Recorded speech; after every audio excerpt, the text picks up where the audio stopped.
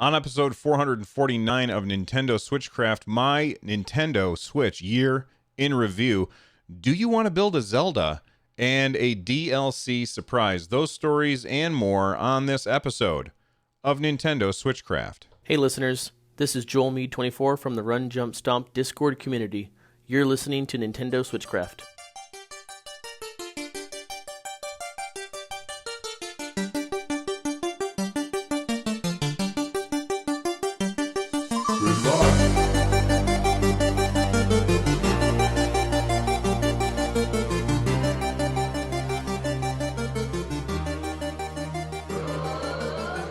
Hey everyone, welcome back to Switchcraft, your source for all things Nintendo. It is brought to you live every Monday, Wednesday, Friday. Make sure that you tune in live with us over at twitch.tv/runjumpstomp. And if you want to get all of the episodes ad-free for as little as $1, join the Patreon, patreon.com/runjumpstomp. And you get all that content ad-free, not just this show, but my other shows as well. So let's get started. I'm no longer taking voicemails. I've been getting a lot of voicemails that had been coming in that A, I couldn't hear anything, B, I don't think that they meant to call me, or C, really, really bad audio. So I decided I've got a lot of little voicemail things that I can use. So for this show, I've got enough. I'm not taking any more for now. I'll let you guys know if I open it back up in the future, and you can send in your This is Nintendo Switchcraft voicemails like so many people have done. Anyway, let's get started. Nintendo posted this thing on their website, which is called The Year in Review. And if you want to check this out for yourself, go to switch.nintendo.com/year-in-review. You could just follow a link in the show notes to check it out. And if you're logged in on the website, it'll have some stats for you. And I thought that I would share my stats for 2019 on my Nintendo Switch with you guys. So it says here that, and if you're listening to the show and you're not watching it on the on YouTube, then you're not going to see some of this, but that's okay. But it says here, RJS's Nintendo Switch year in review for 2019. Well played. Let's take a look back at your year in gaming. My Nintendo Switch journey began on March 3rd, 2017. That's when the Switch came out. The very first game that I ever played on my system was The Legend of Zelda Breath of the Wild. I did live stream that. I live streamed opening up on my Twitch channel, opening up the Switch, talking about it. And you know what I didn't do? I never captured that and exported it to YouTube, so we don't have that, and that makes me really sad because it was a lot of fun that first day, and then I loaded up Breath of the Wild and I was just blown away. Maybe I made a highlight of it. I don't know. I'm gonna have to look. All right, so the first game that I ever played was Breath of the Wild, and that was pretty much the only game that I played for a very long time. It looks like chat has found a way to use the Shiny Things point system to put little hats on my emo, and I love it. That's awesome. Thanks, guys. All right. Nintendo Flashback, Super Mario Maker 2. So they're just talking about a game that came out, which I have. And my most played Nintendo Switch games in 2019 are Final Fantasy 12, The Zodiac Age. That game is absolutely fantastic. If you have not played Final Fantasy 12 The Zodiac Age and you like JRPGs, that game is really good. I'm telling you, I spent 50 hours in that game. I didn't come close to beating it, but I spent 50 hours in that game, and the only reason that I didn't finish it is because it's a really long game and I have a very short attention span when it comes to games. Something has to be incredibly phenomenal in order to keep my attention. For example, Breath of the Wild, I have 200 hours in. Final Fantasy 12, I have 50 hours in. Does that mean that it's not anywhere as good as Breath of the Wild? I don't like making that equivocation. For me, it's not as good, but it's an awesome game. And if you like JRPGs, you should check it out. That was my most played game this year. Diablo 3 was my second most played game in 2019. Fire Emblem Three Houses was my third most played game, and then Super Mario Maker 2, followed by, this actually surprised me, Nintendo Entertainment System, Nintendo Switch Online. That is very, very surprising to me that one made my top list, but that's okay. I had a lot of fun with these games, and I have to say that every single one of these games on here, minus probably Nintendo Switch Online, I mean, that one's free if you subscribe to Nintendo Switch Online, so it's definitely worth it. But these other four games, they're all top caliber games, and if you had asked me what were your favorite games that you played this year on Nintendo Switch, I don't know if I would have thought of Diablo 3 because it's like the third time that I've played the damn thing. I definitely would have thought of Fire Emblem Three Houses. I definitely would have thought of Super Mario Maker 2. But I also feel like I played Final Fantasy 12 early enough in the year that it would have escaped my memory of when I played it. And so I probably would have assumed that I played it last year and not talked about it. But all of these games are fantastic, and if you find that any of these are on sale, then you should snap them up immediately. Then they have Nintendo Flashback talking about Link's Awakening. How many hours I played Nintendo Switch games in 2019? 332 hours.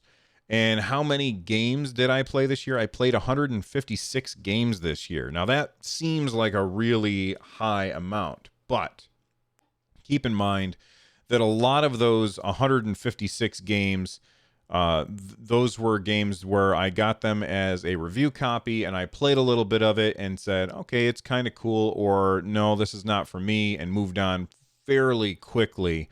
Most of my hours were put into smaller or other games, a smaller number of games. But 332 hours this year playing games. I don't hold on a sec. I'm going to ask my little voice assistant here how many days that is.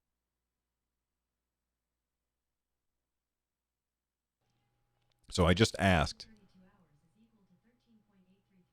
13 days. Oh my God. 13 days.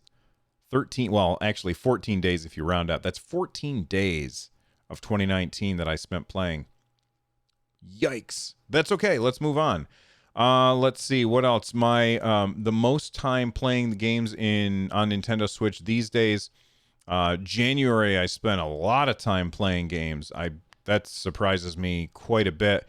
I wonder what came out in January.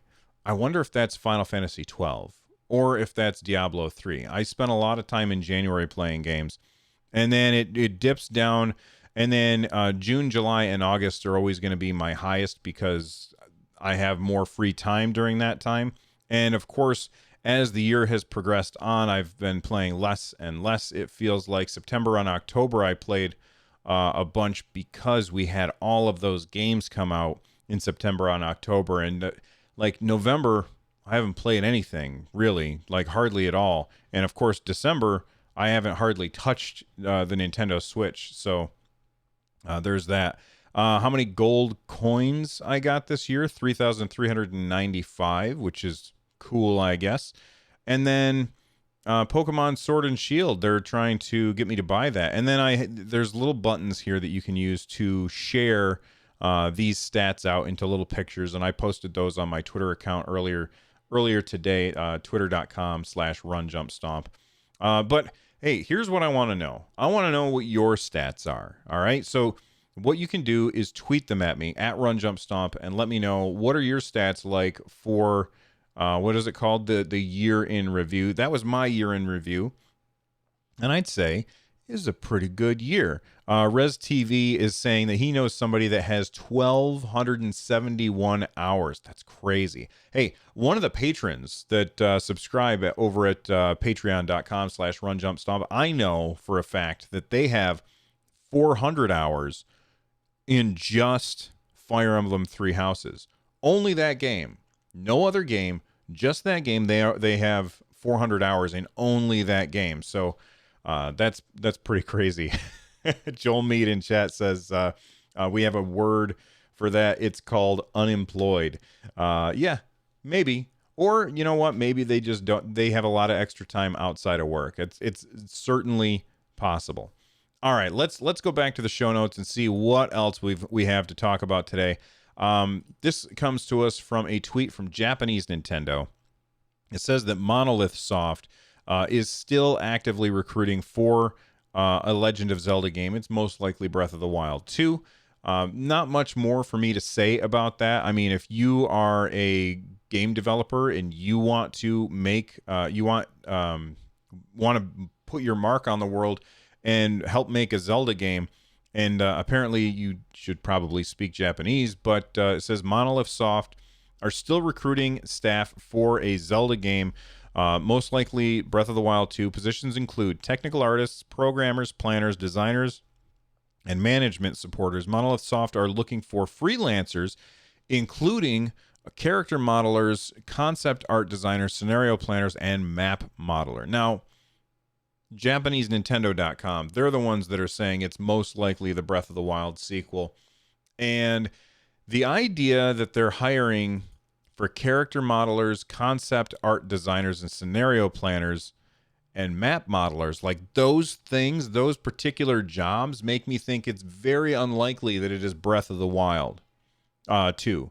And the reason that makes me think it's not Breath of the Wild 2 is because I assumed last year, when they announced Breath of the Wild 2 was being made, I assumed that it would be released holiday 2020 for a couple of reasons. First off, I know that, or I don't know, but I feel like they don't have to remake all of the assets because they're basically doing a Majora's Mask, right? They're taking the world that we already know and they're turning it on its head. And that means that they don't have to remake Link. They don't have to remake Zelda. They don't have to remake the Guardians. They don't have to remake everything. They don't have to rebuild the world. They have the world built already, and all they need to do is modify it. So getting map modelers, okay, maybe you would hire a map modeler for that, because you've got to change some stuff. However, would you be hiring a concept art designer? Really? At this point? Like, it's been quite a long time since they mentioned that Breath of the Wild 2 was under development. And the idea that they don't have concept art done yet is just crazy. So I don't think for a second that they're hiring somebody for Breath of the Wild 2. I could be wrong. I definitely could be wrong. I'm not a game developer. Maybe there is a process that I don't understand where, most of the game is already done and they bring in concept art for, you know what? Maybe they're bringing in concept art designers for things like DLC, or maybe they want to add in some new monsters and maybe replace some of the old monsters, like take all of the bokoblins out and replace them with something else. That kind of thing. That's something that would be not super time intensive to do, and probably wouldn't take I kind of already covered the time, but it might be something that they might do well into the development already. But by all accounts, from what we've heard, Breath of the Wild 2 started out as DLC for Breath of the Wild, and it kept ballooning and getting bigger, and that's why they decided to make it into a sequel. So the idea that they don't have concept art done just doesn't make any sense to me.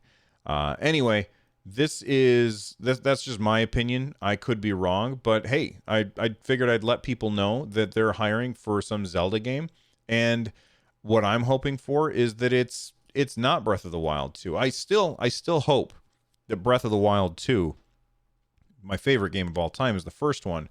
I still am hoping that Breath of the Wild 2 comes out next holiday season.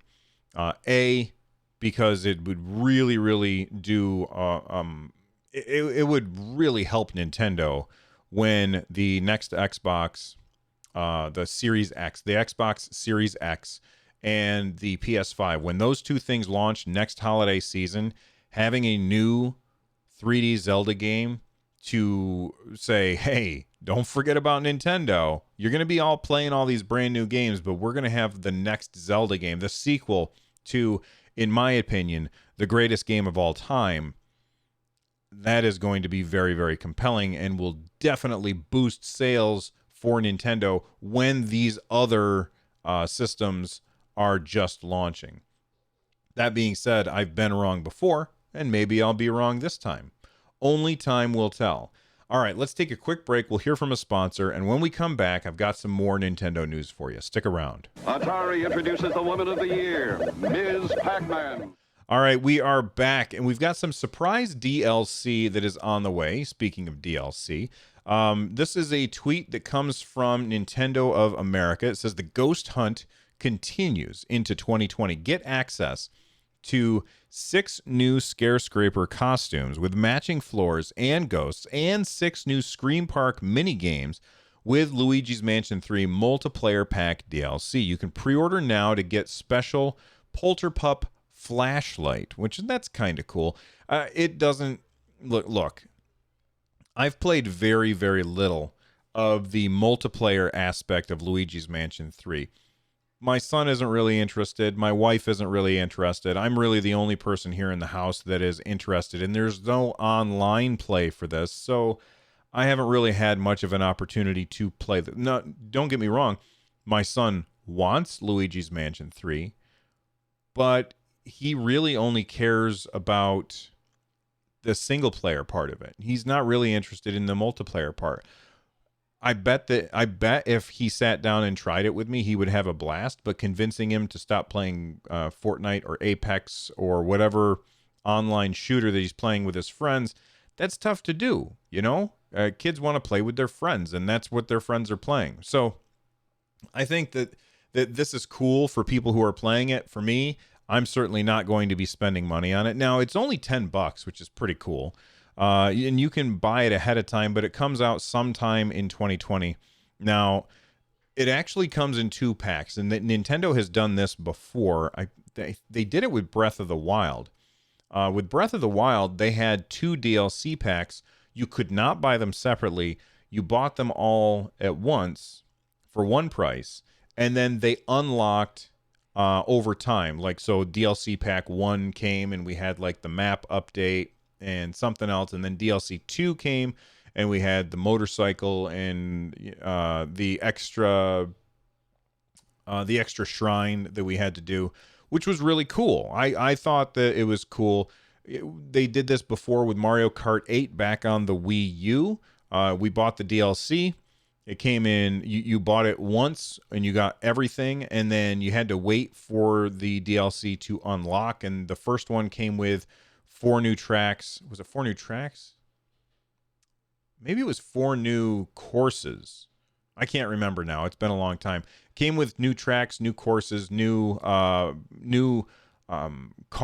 new characters, and then DLC 2 came out later on. And that's just the way that Nintendo tends to do things. As far as the gaming industry goes, with DLC, I always feel like I get my money's worth when I buy from Nintendo. Every single time. I always have felt like, yep, that was a pretty good deal. And I can't say that about everything else. I just can't. With Nintendo, I can definitely say that, but with everything else, I can't. But anyway, there you go. It also gets 3 new outfits for Luigi and 3 new floor themes in the Scarescraper mode. And Part 2 will arrive by July 31st, 2020. Now, speaking of DLC, there was a surprise DLC that got announced today, actually, and it really surprised me. And it is for another fantastic game that's on the Nintendo Switch, and that's Cadence of Hyrule. Cadence of Hyrule, if you have not played it, is this really, really weird game. Now, it is a sequel, not like a story sequel, but a spiritual successor, I guess, is what I would call it. It's a sequel to, oh my gosh, what's it called? Oh yeah, Cadence of Hyrule, or Crypt of the Necrodancer. I couldn't remember. So it's kind of a sequel to Crypt of the Necrodancer, and the way that the game works is it is a rhythm game, a top-down action RPG based in a rhythm game where the music is like there's a beat to the music, and you have to fight the enemies to the beat of the music. Now, I believe that there is a demo for Cadence of Hyrule on the Nintendo Switch eShop, and it's a really good game. It's got some fantastic Zelda music in it, and if you have not checked it out, you absolutely should 100% check out Cadence of Hyrule, especially if I'm correct and there's a demo. I think that there's a demo. I can't remember. It's been a while. But announced today by Nintendo of America was that there's a free update to Cadence of Hyrule, Crypt of the Necrodancer, featuring The Legend of Zelda, is available now. It includes Octavo as an unlockable character with his own story, weapon, and skills, plus classic Crypt of the Necrodancer gameplay in dungeon mode, which sounds really, really cool. Now, and oh, look at this. I was right. There is a demo available. The game costs $25, but there is a demo available, so you can check it out. You can download the demo and see if you like the game yourself. And if you do, then pick it up for $24, and you get this free DLC featuring Octavo. I don't know how you're supposed to say it, but it's an amazing game. It's incredibly fun, and it's got some of the best music ever in a game. I highly, highly recommend it. And man, just watching this makes me want to load that game up again. It looks so good.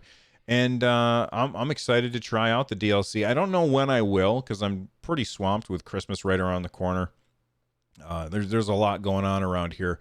But I thought that you guys might want to know about that. Now, speaking of PSA, public service announcements, this isn't one that I care about, but I figure there's a lot of people out there that probably do, so I wanted to let everybody know. Fortnite, if you are a fan of Fortnite, and look, I know that Fortnite is kind of divisive. Some people love it, some people hate it. I think it's a great game that I've lost interest in because I played, like, I think last year in 2018, it was my most played game. I had a blast playing Fortnite. It's really, really good. I prefer Apex Legends to Fortnite myself just because I don't like building in Fortnite.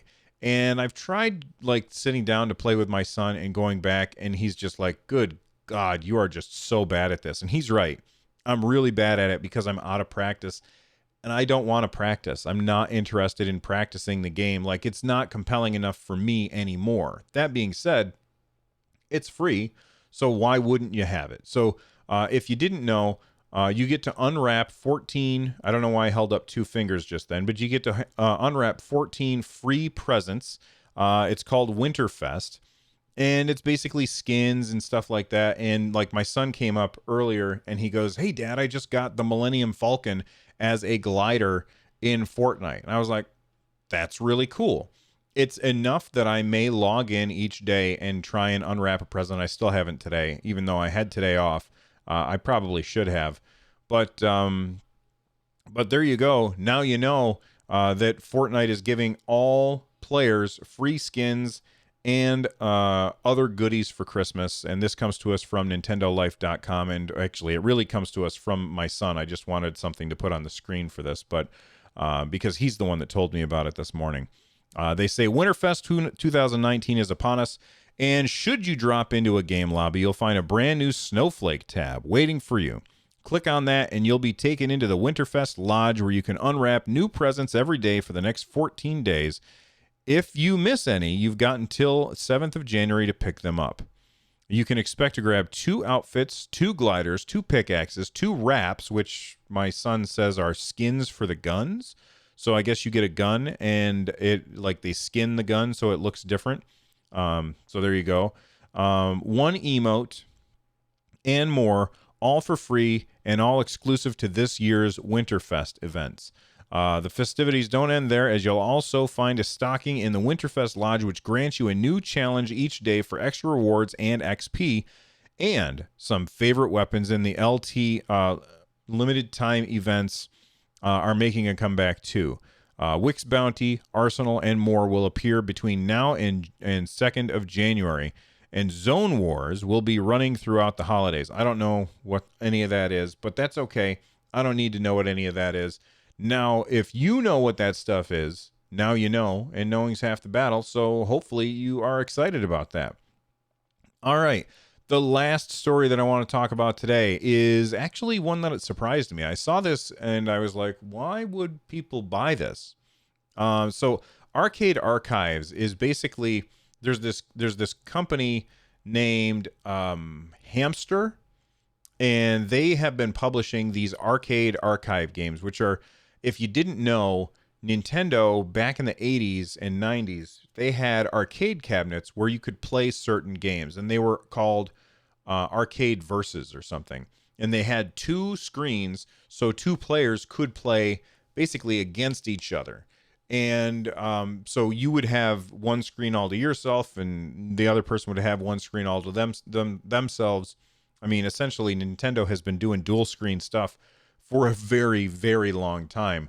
I'm happy that they got away from it with the Switch because I prefer a single screen myself. That being said, Arcade Archives versus Balloon Fight is coming to Switch next week. Now, why would anybody buy this? Well, because one of the things that we have, if you are a Nintendo Switch Online subscriber, you have the NES games, which I have right here on my screen. And you can see right here, if you're looking at the video over at youtube.com/runjumpstomp, that one of the games is Balloon Fight. Balloon Fight's already on your Switch. I don't know how different it is from the arcade version because I've never played the arcade version. I don't think that I ever saw the arcade version of Balloon Fight anywhere. Maybe in a Play Choice 10, but I was never really that interested in Balloon Fight, so I never picked it up. That being said, Balloon Fight's a fantastic game, and if you are looking for a fun game to play with somebody on your TV using your Nintendo Switch, then check it out because you have it already if you subscribe to Nintendo Switch Online. Why anybody would spend $8 for Arcade Archives versus Balloon Fight, I don't really know. It says here the arcade version of Balloon Fight is similar to the NES counterpart, which has players moving across different stages and popping enemy balloons. There are differences, though, such as vertical-centric levels. Okay, I don't know if that's worth $8 to me. Is it worth $8 to you? Let me know at Run Jump Stomp. All right. That's it for the show today. If you want to become a part of the community, join us over at runjumpstomp.com/Discord. You can also watch the show live at twitch.tv/runjumpstomp every Monday, Wednesday, and Friday. I'm trying to come up with a big show to record and post next week when I'm going to be on vacation. I'll let you know more up through Twitter. Get a hold of me by emailing me, runjumpstomp@gmail.com, and reach out to me on Twitter at runjumpstomp. By the way, if you could all do me a favor and go check out my other podcast, 143 Pixels. I'm very, very proud of it. I feel like I've got a really good show, and the newest episode just came out yesterday, and it was me and my friend Tony P. Henderson, and we talked about NBA Jam. And if the name Tony P. Henderson sounds familiar to you, it might be because he was kind of in Avengers Endgame. Not really, but he was. If you Google who is Tony P. Henderson, you'll know exactly what I'm talking about. Anyway, this show, speaking of Tony P. Henderson, this show is part of the Giant Size Team Up Network, and that's how I know Tony. For more information about the other shows on the network, make sure that you go to gstu.net for some awesome shows. I was on an episode of Breaking the Panel last week with those guys, and we had an absolute blast. And one last thing before we get out of here, if you want to check out 143 Pixels, there's two ways to do it. Go to runjumpstomp.com/shows, if that's easier for you to remember, or go to anchor.fm/143, or just grab your podcasting app and type in 143 Pixels, and it'll come up. All right, give it a listen and let me know what you think. All right, I'm out of here. Listen to this music that's playing. It's by Note Block. It's Corneria Star Fox remix. Big thanks to them for allowing me to use their music. You guys are awesome. And I will see you all next time. Bye-bye.